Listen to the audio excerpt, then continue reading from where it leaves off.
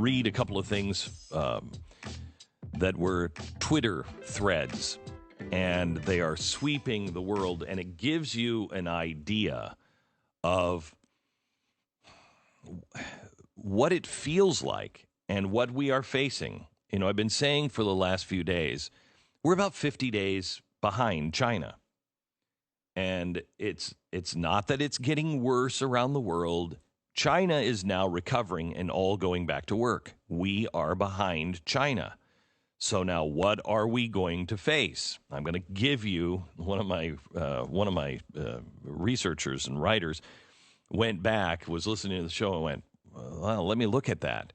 Went back and put everything in a calendar from 50 days ago. And when you start looking at the headlines out of China from 50 days ago, we are exactly there. So we are about to go through this giant ramp up. Do not panic. But please do the things that you're supposed to do. We are supposed to wash our hands all the time. We're supposed to not touch our faces all the time. We are to stay out of big crowds. Isolate yourself if possible. Do those things. Please do those things. Because when I read what these doctors and nurses are talking about in Italy, you will understand why the government is now saying, do these things. You'll understand why for the first time we are isolating ourselves. And it's not because we're all going to die. It's because no matter what system you have, nothing is prepared for this. Let me give you the first thread from a well-respected friend and an intensive care nurse who is currently in northern Italy. Here's the thread. I feel the pressure to give you a quick personal update about what's happening in Italy and give you some direct advice about what you should do.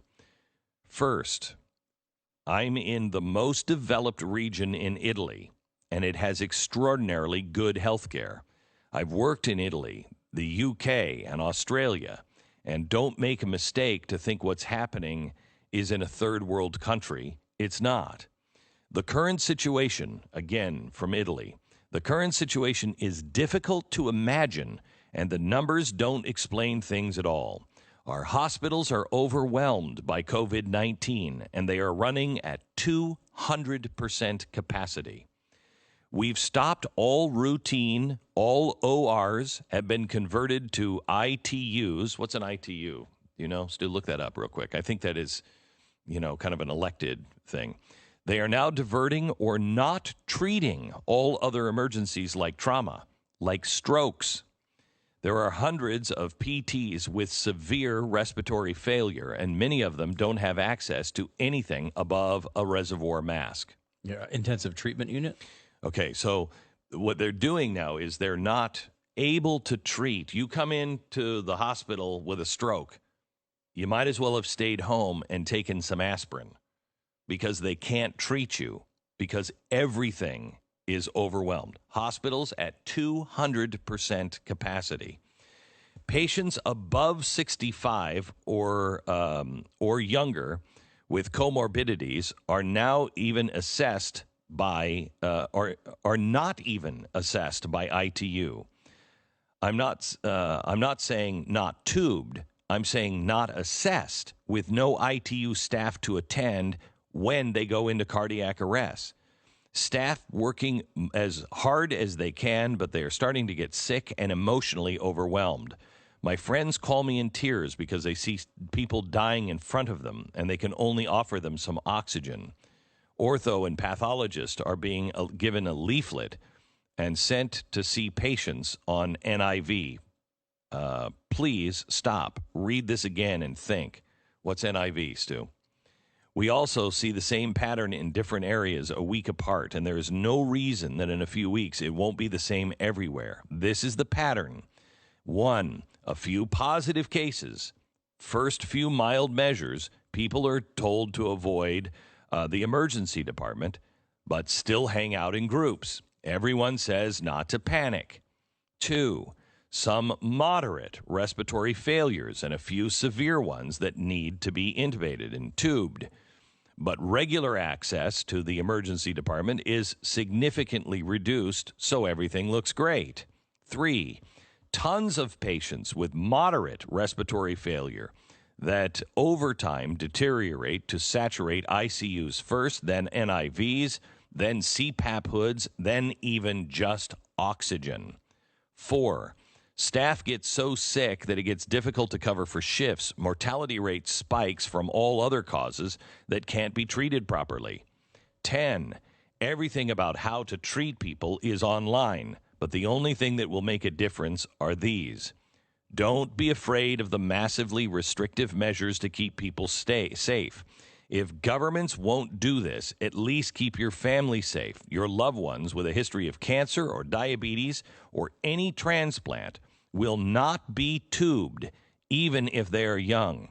By safe, I mean do not attend them, and you decide who does and how to help them. Another typical attitude is to read and listen to people saying things like this and that. That's a bad dude. Then they go out to dinner because you think you'll be safe. We've seen it. You won't be. Take it seriously. It won't be as bad, hopefully, as it is here, but you must prepare. All right. NIV, non-invasive ventilation. Okay. That's what you're looking for there. So this, I just got this morning, this thread from this nurse. This one is from a doctor, and I really want you to listen to what he's saying here. Because I want you to put yourself in the situation as it is in Italy. Italy is second only to China, but they think Italy is second only to China because of the age of the people that are there. 1, I may be repeating myself, but I want to fight this sense of security that I see outside of the epicenters, as if nothing was going to happen here. The media in Europe are reassuring. Politicians are reassuring. But there is little to be reassured of. Now, this is a doctor who actually attached his name to this. The other guy did not attach his name to it. This guy has. This is the English translation of an ICU physician in Italy. After much thought about whether I should or what to write about what's happening to us, I felt silence was not responsible.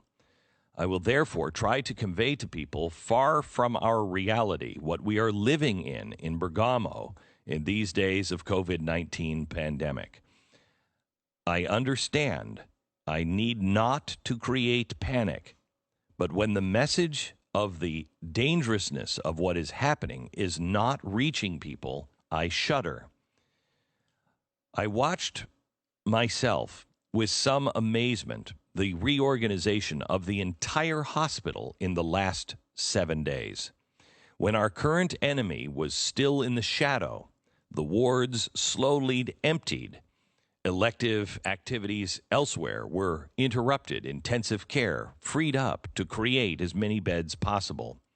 All of this rapid transformation brought an atmosphere of silence and surreal emptiness to the corridors of my hospital that we did not yet understand.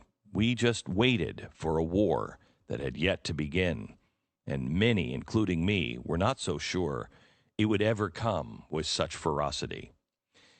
I still remember my night on call a week ago when I was waiting for the results of a swab. When I think about it, my anxiety over one possible case seems almost ridiculous and unjustified now that I've seen what's happening. Well, the situation is now dramatic, to say the least.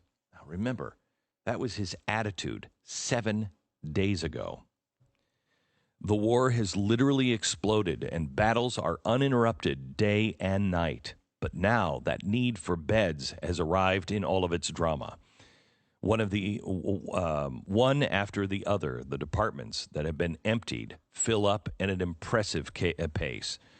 The boards with the names of the patients, or different colors depending on the operating unit, are now all red.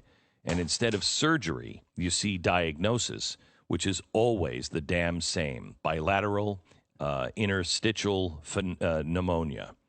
Now, explain to me which flu virus causes such a rapid drama.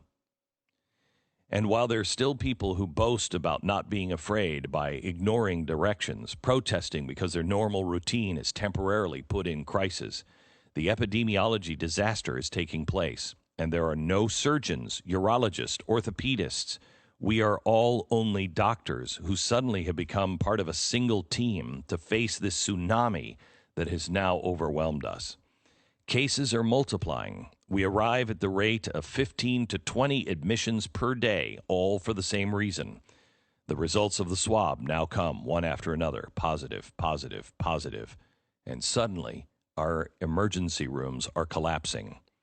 Reasons for the access, always the same. Fever and breathing difficulties, fever and cough, respiratory failure. Radiology reports always the same. Bilateral pneumonia, bilateral pneumonia, bilateral pneumonia. All need to be hospitalized. Someone already waiting to be intubated and go to intensive care. For others, it's too late. Every ventilator has become like gold. Those in operating theaters have now suspended their non-urgent activity just to become intensive care doctors in places where they did not exist before. The staff is exhausted. I see the tiredness on the faces that I didn't know what it was, despite the fact that we were all working exhausting workloads.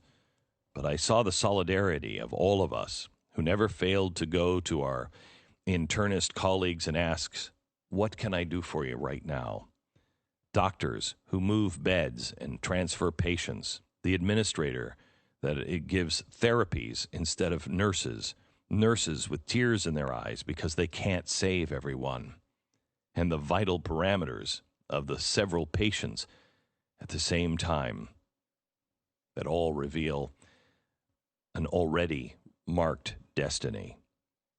There are no more shifts. There are no more hours. Social life is suspended for all of us. We no longer see our families for fear of infecting them. Some of us have already become infected, despite all of the safety protocols. That's from one of the leading doctors in one of the best areas of Italy. What's coming here may be the same. What's coming here, you must not panic. You must do what the CDC is telling us to do. Self-isolate if you can. Work from home if you can. Don't go out if you can.